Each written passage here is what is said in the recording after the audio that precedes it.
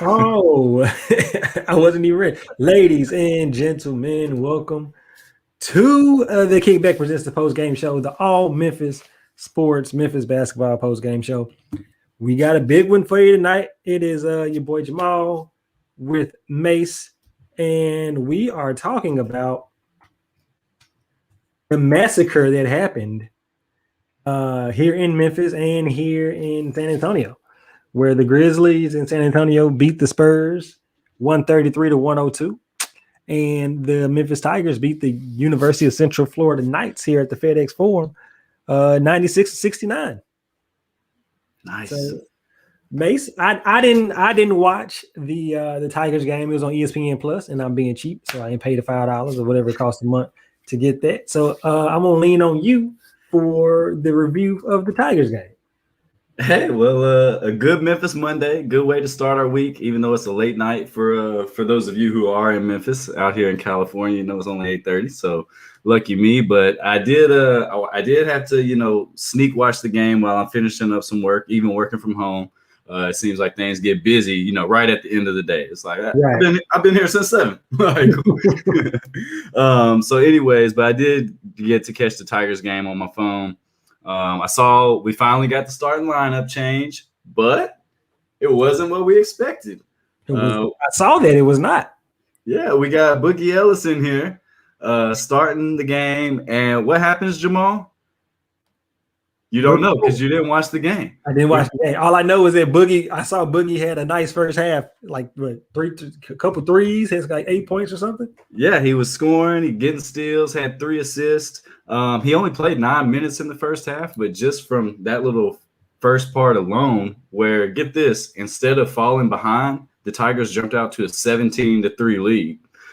Thanks in part to Landers Nolly hitting 3 shots, 2 of which were threes. He had 8 quick ones.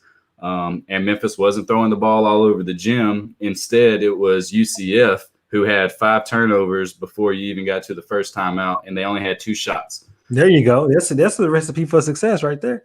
Yeah, so at 15 minutes, you're up 17-3. Lester had 3 assists as well. DeAndre Williams was doing his thing, scoring, had one of his best games as a Tiger, and the route was on from there. I mean, there's not a whole lot that we can say other than this is what you expected from this Memphis team against lesser competition, to come out, jump on them early, get to playing in the fast break, get some easy buckets, and then you see some threes start falling. Alo hit back-to-back threes in the first half, and I think he finished the game with 4 threes. So one of his best shooting performances of his career, had 14 points. And really the only player who you would have liked to see get it going a little more was DJ Jeffries. He was 3 of 10, but he got 23 minutes. I think that was close to the team high. Probably Nolly was right up there too. But you could just see Penny was trying once they had this lead to get DJ going. Yeah, DJ came in on this all Memphis second unit. All Memphis second unit. So let me guess. That's Alo, Damian, DJ, Jaden? Yeah. Musa. Not Musa. Musa starts. Malcolm. Yeah, Malcolm. So that was the second unit. And, that's not a bad 5. And instead of Penny subbing guys in and out one by one just from basically the time the ball is tipped, he didn't sub until 5 minutes into the game, then put this whole second unit in. He didn't stick with that the whole game. I think it was just a one-time thing like that. That unit had it flowing and didn't want to take any of them out, and they were playing hard as hell, so you had to take all of them out. But then when those bench guys came in, they kind of let go of the rope a bit, and Penny ended up putting the starters back in, but kept DJ in. So he kept DJ trying to go. Campbell, the lead was so big, our boy Jordan Nesbitt got his first tick as a Memphis Tiger. He was the freshman from St. Louis who was supposed to be – yeah, he was just a high school senior like a month ago, and they canceled their season, so he enrolled early because he already had all the requirements to graduate. Didn't know if he was going to get to play, but when you're up by 30, why not put the kid in? Does this count against his eligibility? It doesn't count against anyone's. So he'll still be a freshman next season. Yeah. I mean, this is COVID season, so everybody gets a year back if you want it. I'm actually surprised to keep it local. I'm actually surprised Jonathan Lawson didn't take advantage of that. I mean, Yeah. like he's over at Houston right now, Houston High. Anyway, that's another story. Okay, so that's what the Tigers did. I'm looking at the box score, and I kind of paid attention to the box score throughout the whole game. It's good to see Alo get into some offensive rhythm. Like I said, judging by this, the story that the numbers tell is like you said, this is what you want to see from Memphis when they play a bad team. Like they came into the game and were 9-point favorite. At one point, it dropped to on FanDuel. It dropped to 8.5. But like that, you're 10 points better than this team. You come in, get them down early, knock them out early, so you don't have to worry about it. And that's exactly what they did. I think this new starting lineup, I would have liked. This is going against everything I've said in the last few shows. Let's hear it. I would have liked if he kept the same starting lineup because it doesn't matter who you started against this team. It don't matter who you start against this team. Y'all gonna beat them. But to be fair, you can't say that because this team sucked just before like this 4-game run where they were losing to teams way worse than them. So it does matter. Maybe it does, but I don't. I think that who knows? Maybe Jaden would have went off in this game if he started. Who knows? But I'm happy Boogie got a look. I've on record with saying you get Boogie and DJ going, this team offensively is damn near unstoppable. So getting Boogie some confidence, trying to get DJ his confidence. I mean, I'm looking at he took 10 shots, the second most on the team. So they just add a different dimension to this team. And I think Boogie adds a different dimension to the starting lineup in terms of scoring ability and athleticism. And the fact that you have, outside of Musa, you have to account for all of the guys on the court. And even with Jaden out there in the starting lineup, you didn't really have to account for him. And he'll make a three, but if I'm an opposing coach, I'm going to live with every three that Jaden Hardaway makes or takes or makes. But I'm very happy. I wrote this. I mentioned the stat last time, and it added to it. When the Tigers score more than 70 points, they're 9-1. And so they can't score. They probably ain't gonna score 70 every game, but that just shows you when they have the offense clicking and they're running. That's what it is. So they had 21 assists. 21 assists on 36 shots. Not too bad, especially when it's a blowout. So, hey, man. Did anything happen in this game to make you think it's going to be different on Wednesday? No, I mean, I expect to see the same thing. Obviously, 30 points, maybe not, maybe 12, 15. Tough to do that to the same team twice just for pride reasons. UCF isn't going anywhere except back to their hotel and to think about this game until Wednesday. They're not going to class, or obviously no one's going to class. So I guess they might log into Zoom.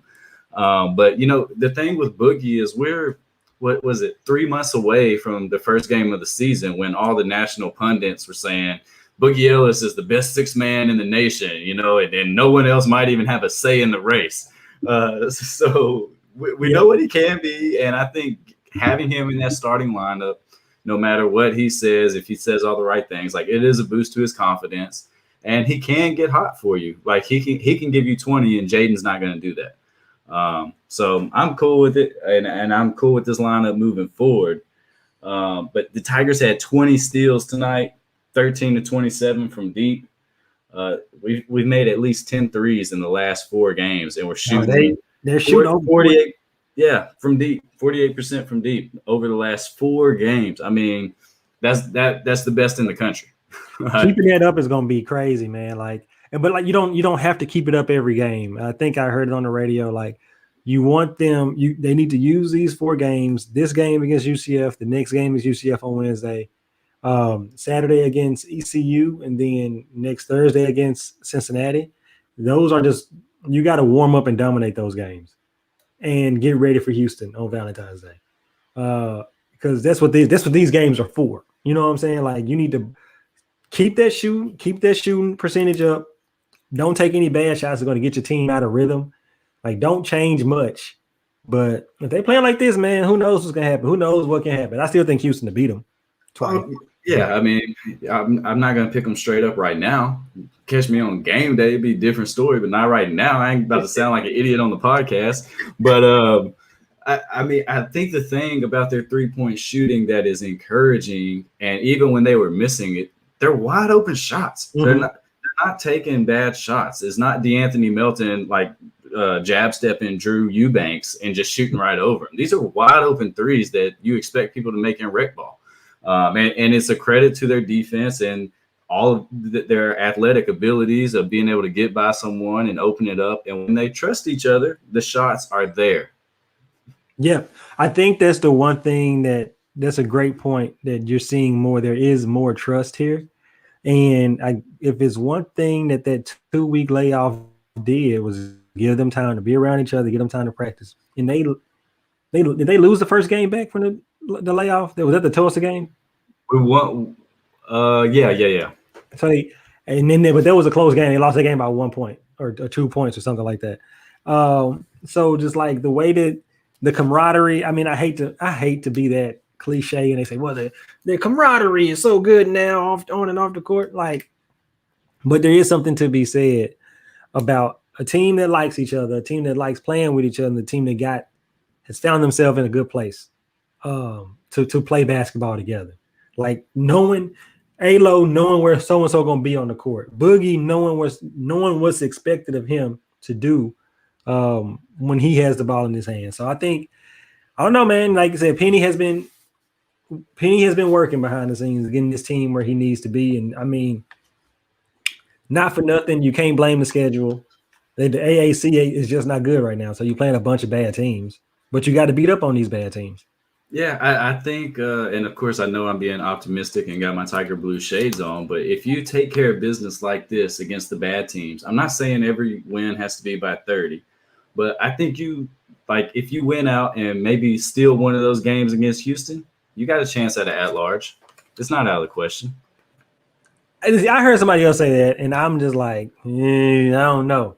But if I don't know. An at-large? I mean, we're sitting at 6 losses right now, you get one more at Houston, that's 7.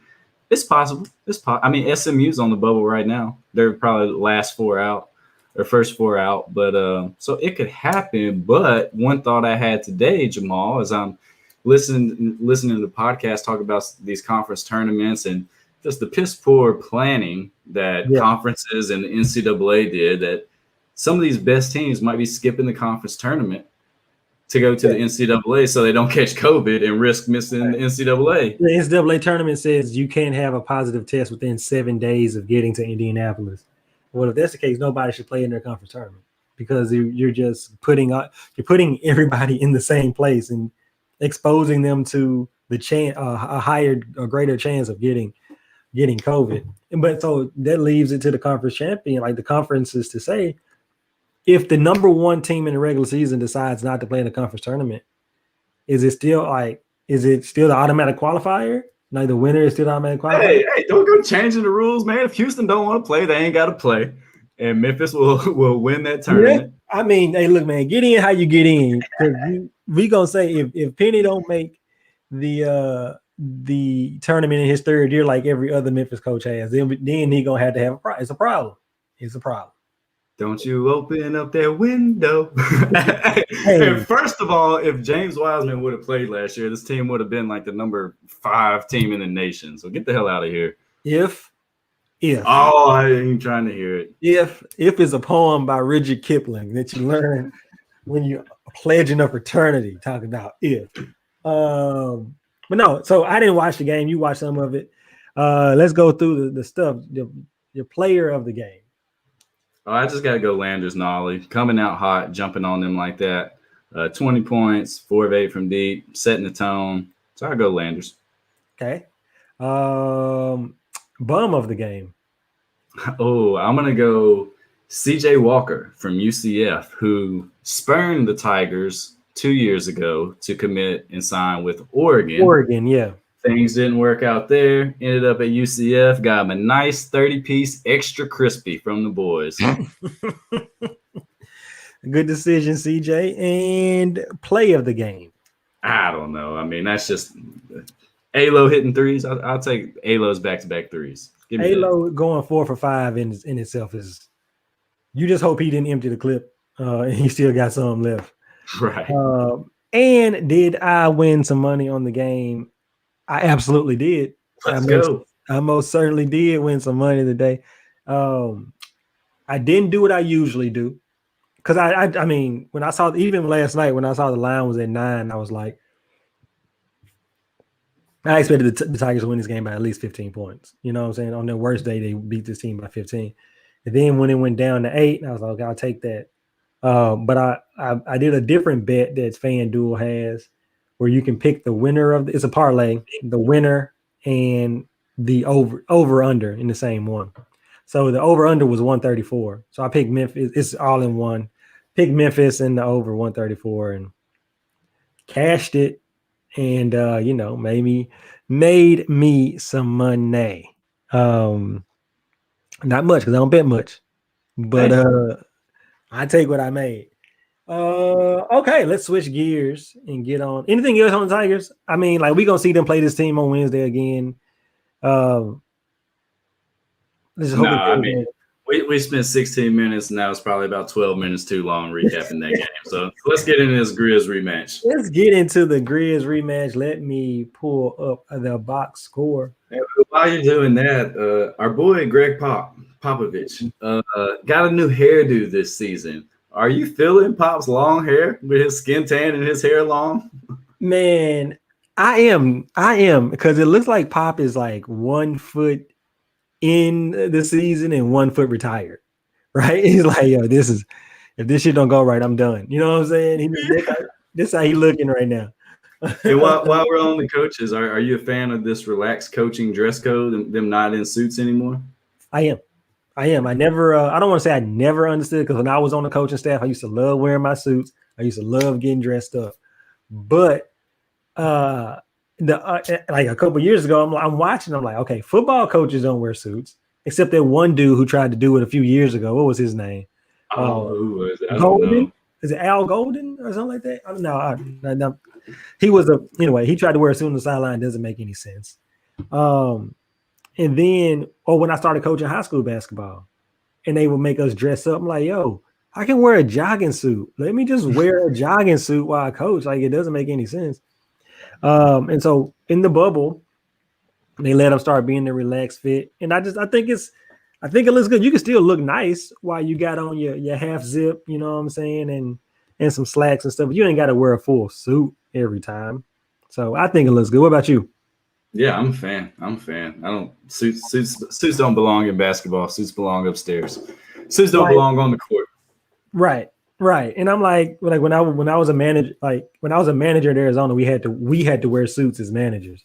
So pregame, you would warm up, you would rebound for the players and do all this other stuff.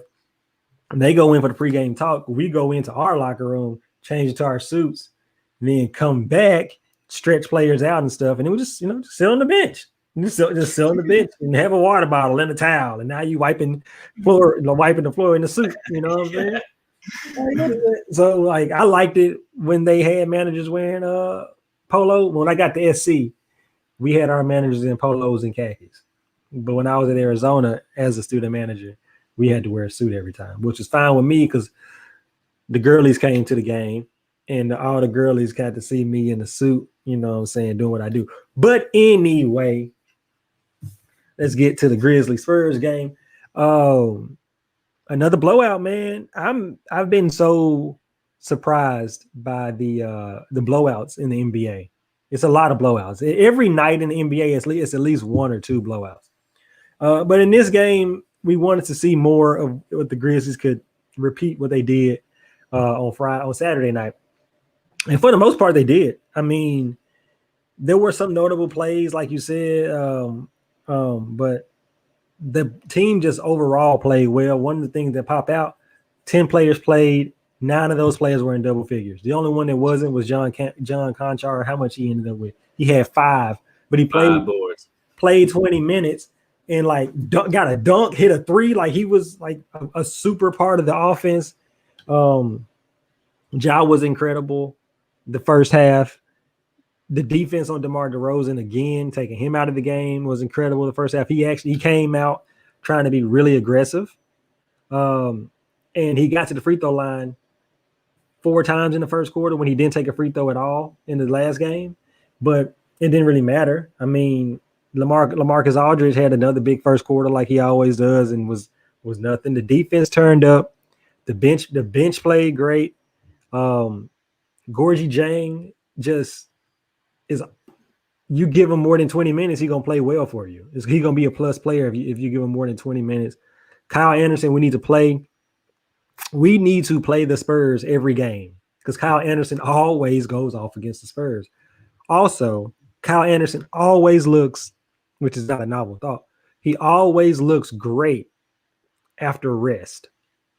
Like at the beginning, think about the beginning of this season. Matter of fact, forget that. Go into the bubble.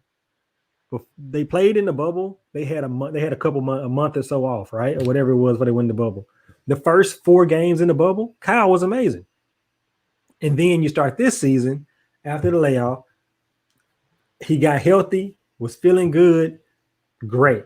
After this long layoff now, he coming back and he playing great. Confident in the shot. He dunked the ball. Like we ain't never seen Kyle Anderson dunk the ball before. And I think I heard Pete say on the broadcast this season he's made 23 threes already. His career high is 24. So he's gonna knock that out. They play the Pacers tomorrow. He might hit a 3 tomorrow. His confidence he just looks like a much better player. And he adds to it. Tyus Jones, 12, 13 assists off the bench. Ja with 8 or 9 assists. Desmond Bane, the rookie. Our rookies played amazing. Would you put the title of knockdown shooter on him?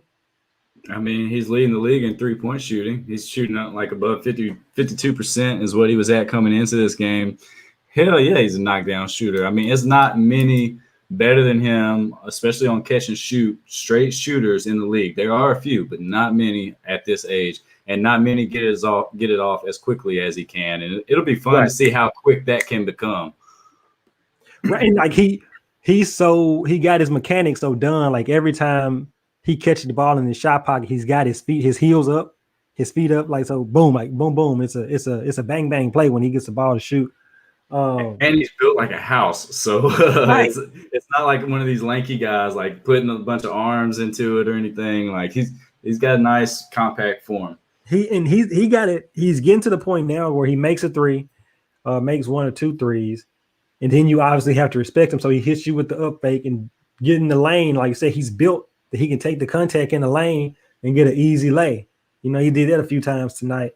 It was just good to see, man. It's going to be interesting what happens when everybody gets healthy, when Jonas comes back, when Grayson comes back, how this rotation shakes itself out. But I mean, I think that shit is shaking right now. And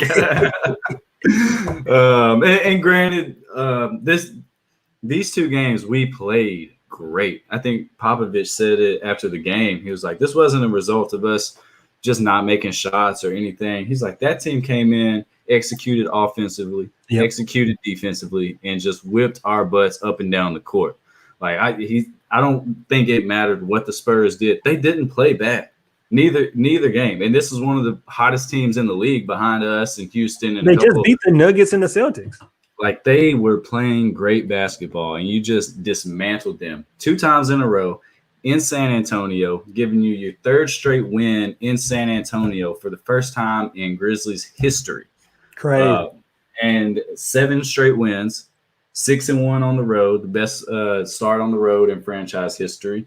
And on to the cherry on top, last game, we set our season high for total points scored and beat it tonight by scoring 133 points and holding the Spurs to 102. And that's an offensively gifted team. Yeah, man. You know what? Who I'm really impressed by on that team? Keldon Johnson, who I don't remember this dude at Kentucky.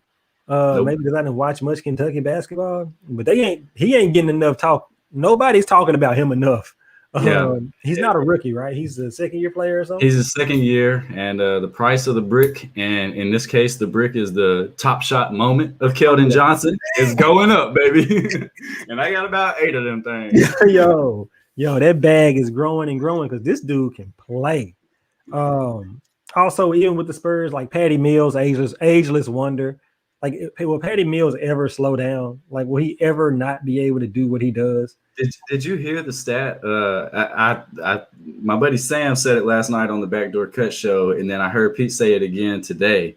In the first game that these two played, Patty Mills became the leader in made 3-pointers off the bench for a single franchise. So not just the Spurs, but any franchise, more threes made off the bench for one team. So shout out to Patty Mills. I mean, that's impressive. Like that. And it also makes you think, like, how long has he been there? How many has he hit against the Grizzlies? I mean, it's got to be like close to 10 years, you know? He used to kill us. The Spurs was just always Grizzlies killers back in the day. I mean, they get those guys that look similar. At one point, it was Bryn Forbes. Now Derek White. George Hill was on that team. Was one of them. Was Gary Neal. Tony Parker, Tony Parker, all of them light skinned dudes, man. It's Black History Month. We don't care about them. But it was good to see Dylan playing defense like he normally does. Still took a couple bad shots, but in the blowout it was fine. They were up 69-53 at half, and in the third quarter they pushed the lead out to over 20 something. San Antonio actually came back and cut it to like 12 or 10. But the Grizzlies got back right and pushed it out. Had a scary play there with Ja. Ja landed on somebody's ankle and rolled his ankle, and it looked really bad. But he came back and the game was always kind of in control, so you weren't too worried about us letting go of the rope. But it was something, man. This team is playing with a whole bunch of confidence. Now they go into Indiana tomorrow against another really good team with Sabonis and Malcolm Brogdon and both Holiday brothers, Justin and what's the other J? No, they got Justin and Aaron. Justin and Aaron. Oh, Drew is in Milwaukee. So Justin and Aaron. So that's another tough test for them. Coming off this game on the back-to-back, and Pacers are gonna be waiting. It's gonna be interesting. I mean, I want to see them play well. I don't know if they'll win that game. Because I don't know if we don't get JV back. I don't know who's gonna be able to handle Sabonis down there.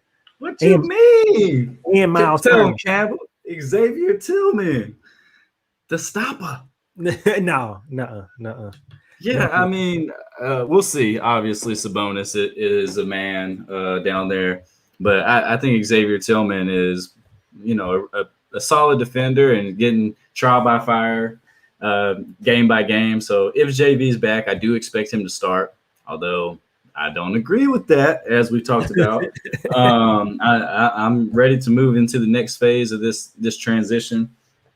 So, but the Spurs, not the Spurs, the Pacers have been struggling since they traded Oladipo, because in return they got Karis LeVert, and unfortunately for the team, but fortunately for LeVert, they found that cancerous tumor on his kidney or whatever, so he's not playing right now. So they lose Oladipo and replace him with, nothing really at the moment. Justin Holiday, who Grizzlies fans don't really have a soft spot for because his time here was rough, but terrible. Well, that was all. It was all on the coaching. If you watch Justin Holiday play at all, you could tell that what they were having him do was not who he was. He's a catch and shoot guy, 3-and-D, like the 3-and-D guy, and we got him dribbling and stuff. And it's the same way we treated every shooter we ever got wrong.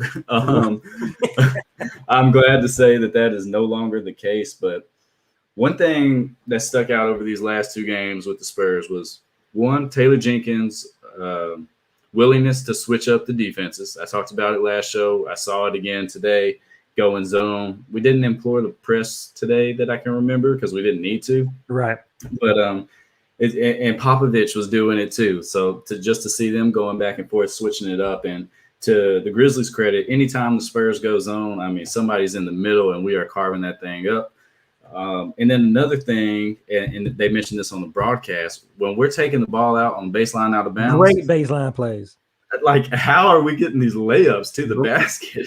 Wide open layups. And it's like, dog, like, what are y'all doing? You And know it's like a different angle each time. The last one, Ja was like coming under the basket and reversed it. And got fouled. Yeah, and got fouled. Didn't get the call, but some really good coaching from Taylor Jenkins these past couple games. And we're seeing what his system is. Of course, the Grizzlies have been living in the paint. Number one team, points in the paint all year. Yeah. But then you see some three-pointers go down. You got to remember on the season, coming into this game, even after the last Spurs game, the Grizzlies were still like 27th in the league in three-point percentage and attempts, not shooting a lot and not making a lot. And then you come out and have these two Avalanche games, and it kind of just shows you what this offensive system can be when it's working together. And I thought Brevin had a good point. Like, when you are as locked in defensively as we are, and then some shots fall, like, the offense is just easy. It's easy. Well, I mean, like, you can extrapolate that to the Tigers too. When they use their defense they use their defense for offense for fast breaks, but their defense also leads them to easy offensive sets because of free flowingness and all of that. I do believe that puts us in, I think we're still in fourth place right now. Let's check the standings, shall we? Yeah, let's check the standings. And why are you a Grayson Allen fan? If he's ready tomorrow, is he back in the starting lineup? Is he in the rotation? I am not jeopardizing this flow I got right now for Grayson Allen. Like, nah, bro, you can be ready, but at one point he was starting, and then like I don't know if you get Desmond's minutes. Like, you haven't done much to get Desmond Bane's minutes right now. And that's the thing.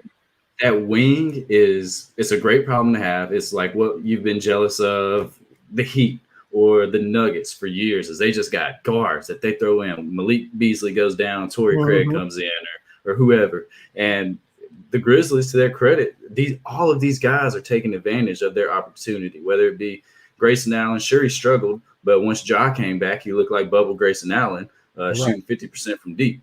And then Desmond Bane can't miss, leading the league in three-point percentage, not hurting you on defense, getting better with his ball handling and just overall ability to play at the NBA level, game by game. D'Anthony Melton doing the same thing, getting better and better. And if that dude is going to be a knockdown shooter, Jamal, he's a problem. Like you mentioned it earlier, he hit somebody with a jab step three in your face. He hit him with a catch and shoot corner, boom. And his form looks great. Shooting with a hell of a lot of confidence. I mean, that's the big part of it, shooting with so much confidence.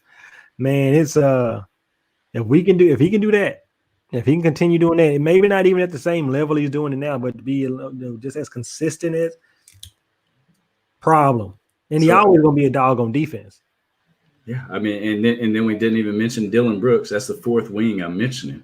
And if he's your fourth wing, that's great too. You know, so it's really the Grizzlies are in this stage where they got to figure out who's going to be a part of the team. But I'm of the camp, like, if we got guys who can shoot and play on the wing, I'm not in a rush to get rid of them, especially in the COVID season when guys going in and out. And then just, the Grizzlies injury luck.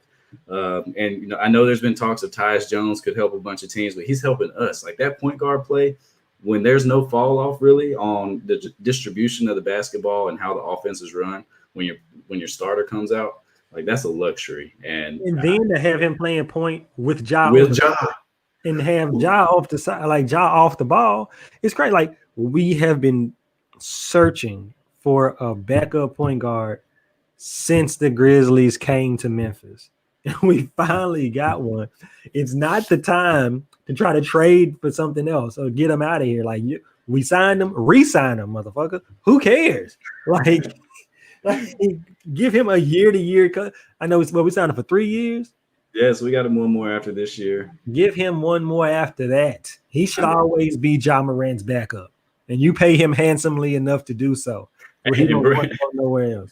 And trade for his younger brother and train him to do so. Exactly. So when you're tired of that Jones, you got the other Jones.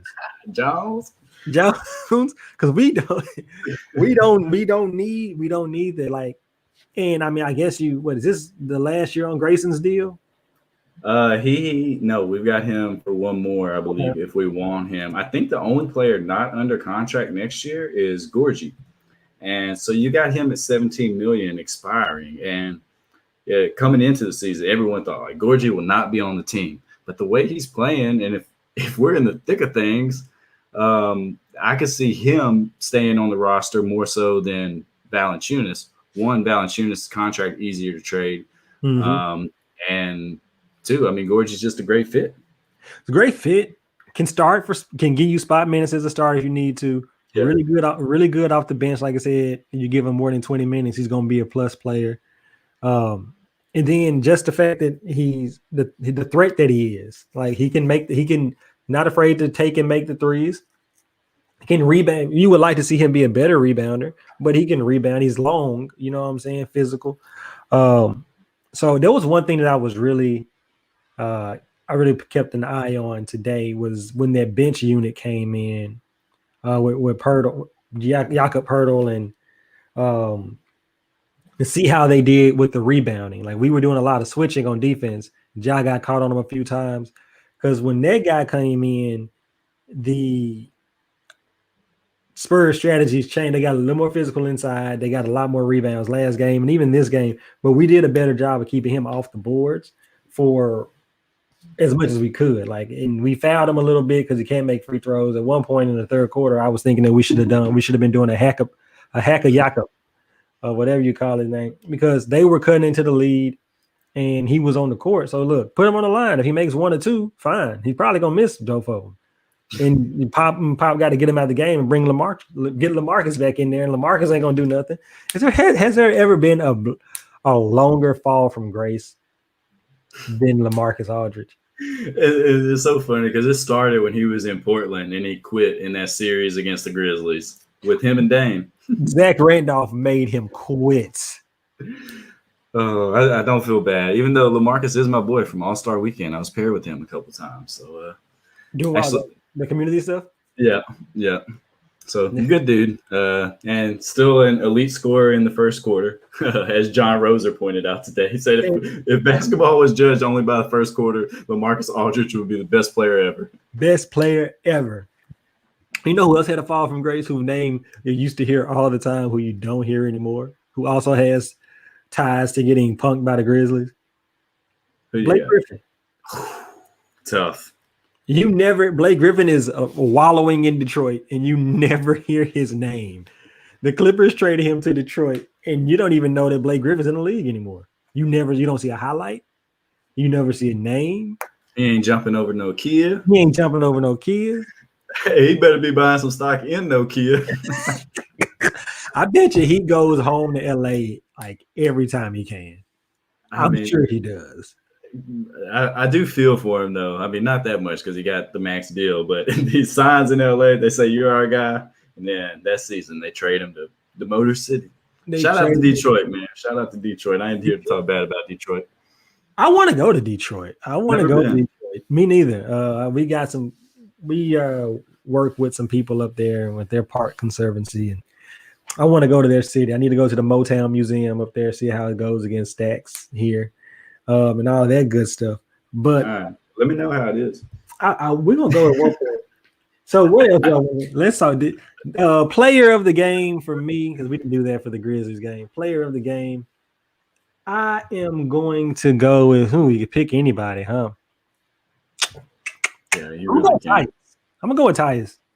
Tyus Jones with 12 assists, 13 assists, Tyus career high, solid backup point guard. I mean, the game runs so smooth when he's out there. We don't have much drop off from him to Ja, so I'm going with Tyus. Yeah, and I give it to Gorgie. 19 and 9 off the bench, knocking down all the threes he took, 3 of 3, shot 80% from the field, 8 of 10. Big time minutes from the Trebuchet. I think that's his nickname on Basketball Reference.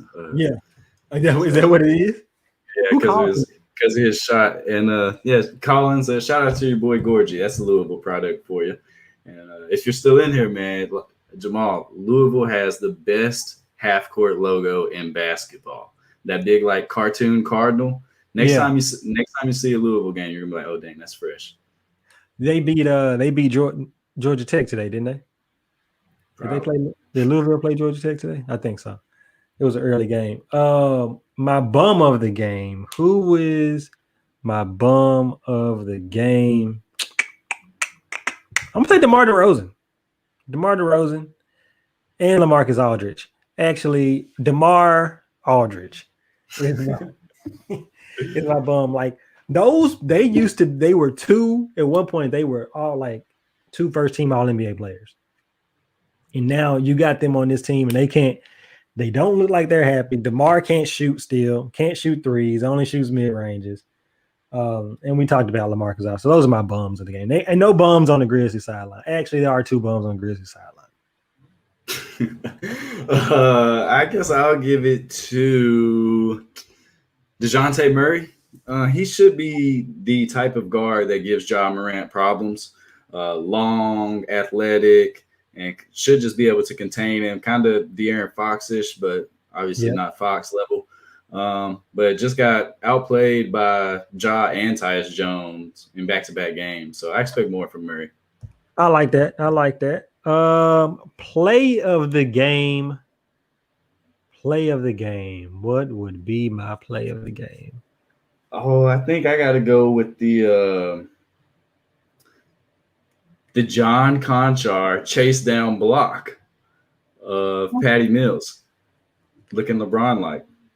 I like that. Let's give Conchar. First off, can I say I hate the nickname Jitty? It's dumb and stupid. And I hate how excited Brevin gets when he says it on TV all the time. Oh, what is it about the word jitty or this term that gets to you? Well, in Florida, in parts of Florida, a jit is the name for like a little kid, right? Mm-hmm. So it's like, look at that jit over there, yada, yada, yada. That's how they use it. And then when I just hear jitty, when I hear jitty, I don't think of John Conchar. That's not what I think of when I hear the word jitty. And so it's just it's weird to me. It's just weird. I think my play of the game is the Kyle Anderson dunk. And I'm trying to remember, there was a pass, right? Somebody passed it to him and he dunked, or did he catch it off the rim? No, he did not catch it off the rim. That's Conchar too. It was going to be one of them. Like Conchar caught that jump the rim like one hand, like, give me that. Bro. Now Kyle caught the feed and then he dunked on a Derek White, I believe it was. Yeah, two hand, nasty. Mm-hmm. And you can't blame Derek White because who would have thought that Kyle Anderson was going to dunk the ball? Nobody. Right. So that was my play of the game. And did Jamal win money tonight? Short answer, no. What? Short answer, no. Hold up. Weren't the Grizzlies catching points? Yeah, they were. I made some money. I did bet on them +3. But I bet more on this parlay that I did, on this stats-based parlay, that I hit, except for one thing. So next time I'm going to put on the screen so I can let me see if I can do that shit now. So you hit except for one thing. I think that means you didn't hit. Right. I mean, if you know how a parlay works. Sounded like somebody leaving the club. Yeah, I hit. Oh, so you kissed her? Yeah. Yeah. You know how I go. So, like, bro, don't say I don't even know if I can do this. But anyway, the stats I had of the team were for Brandon Clark to score, Ja Morant to score over 16.5, Brandon Clark to score over 10.5, Dylan Brooks to score over 11.5, Kyle Anderson to score over 8.5, Brandon Clark to have under 10.5 rebounds, Ja to have over 7.5 assists, and Kyle Anderson to have under 9.5 rebounds. Everything hit except Ja Morant being over 16 points. He finished with 13 points. And I can't even be mad because he was like 5 for 9, 2 from 2 from the 3-point line, from the free throw line. And I think he made it. If he shot a 3, he had to, he made 1 3. He made the 1 3 he took. So I was, as much as I needed him to score 4 more points so I can win his money, I'm all right with it. Like, it would have, if he would have missed 6 free throws, I would have been pissed. But in the flow of the game, how the game ended up, and I made a little bit off them on the spread. So I ain't too mad about it. Yeah, and them parlays is how they take your money, man. Pretty soon we're gonna have to be running the red lines number across this ticker here at the bottom. Right. Yes. This there in no way am I. Well, obviously you can tell I don't win a lot. I'm not a gambling expert, so don't take any of my advice when it comes to this. But yeah, that's how they get you. Parlays are what they call suckers betting. I guess I'm a sucker. I be on them things. I hit some of them. That's how they get you. They tease you with it. Oh man. But that, I mean, that any other words, last words on this game? No, 62 points in the paint, 62 points off the bench, 25 fast break points. Just two great games from the Grizzlies, and I guess we'll see if they can keep it up tomorrow in Indy. We got another one tomorrow. I tell you, man, this is gonna be a week. We got tonight, tomorrow, Wednesday, and I'm sure Thursday, right? Probably. I mean, there's probably a Grizzlies game. Let's see. There's probably a Grizzlies game on Thursday, tomorrow, Wednesday. Yep, they play the Rockets here. Yeah, so we'll be coming at y'all all week. All week. So if you haven't paid attention, pay attention. And I need to change the oh crap. I've been playing around with the name in my head, but we'll figure that out. So yeah, man, it was a great basketball. Would you say it was a good Memphis Monday? Good Memphis basketball Monday. Both teams looked really good. The Tigers should have won, and they did. The Grizzlies were not favored, but we pretty much thought if they played kind of the same way, they would win. So yeah, man, there you go. We'll end it with that. This has been the Kickback presents the Postgame Show, the Memphis Postgame Show on the Diamond in the Bluff Podcast Network. We are here after every Grizzlies or Tigers game, because sometimes there will be nights like tonight when we get them both. If you haven't already, go ahead and hit the subscribe button, hit the like, all that good stuff. Mase, tell them where to find you. At Barnburner Slim on Twitter, you can find me tweeting some takes every now and then. You might need to poke me. I don't like to tweet, man. I'm funnier in person. Like, you know what? I don't like to tweet either. I just started a Twitter account for this, so maybe I'll start using it a little bit. But I don't know. I just got it to get it, so nobody else can have it. Yeah, man. I'm Jamal. You can catch me at Nerdy McFly on the Twitter, on the Facebooks. On Facebook, look up the Kickback Pod. On Instagram, _Kickback_podcast. That's where we at. And we will catch you guys tomorrow.